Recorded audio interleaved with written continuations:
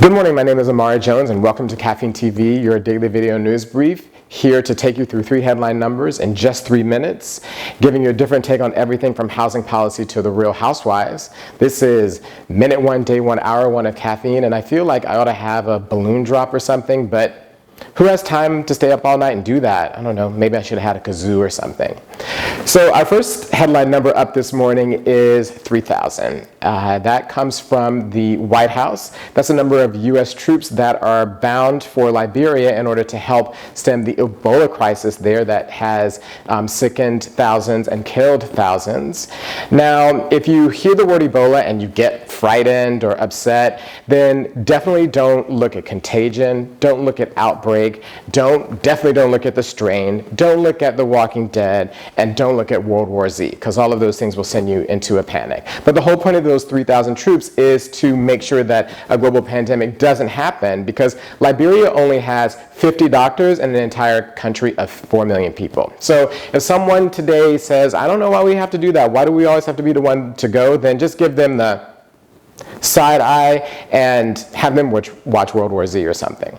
Well, speaking of things that are ongoing and don't seem to be getting any better, the next number is 1,600. That comes from the Pentagon. That's the number of U.S. troops that are in Iraq right now.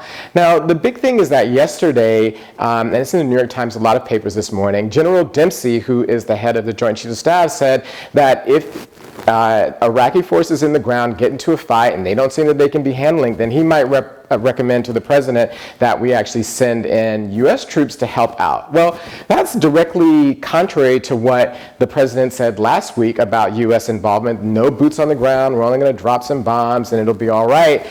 Well, it seems to me that our Iraq, ISIS, Syria policy is a hot mess, probably equivalent to the scene of the last reunion of Love and Hip Hop Atlanta, where Jocelyn was just trying to hit anything that she can in order to make a point. Well, everybody knows in 2002 we did the same thing in Iraq to make a point after 9/11. We broke the country, and so now we're going back as if we haven't left, because the conditions that we created helped to create ISIS. So if you still have your posters from 2002 protesting the war, you might want to get them out, because you're going to be there for a while.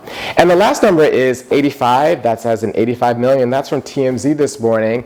Now, apparently, Jay-Z and Beyonce, yes, Bonnie and Clyde, have found an $85 million mansion in LA in order to, I don't know, put to good use perhaps the $100 million that they earned from their On the Run tour.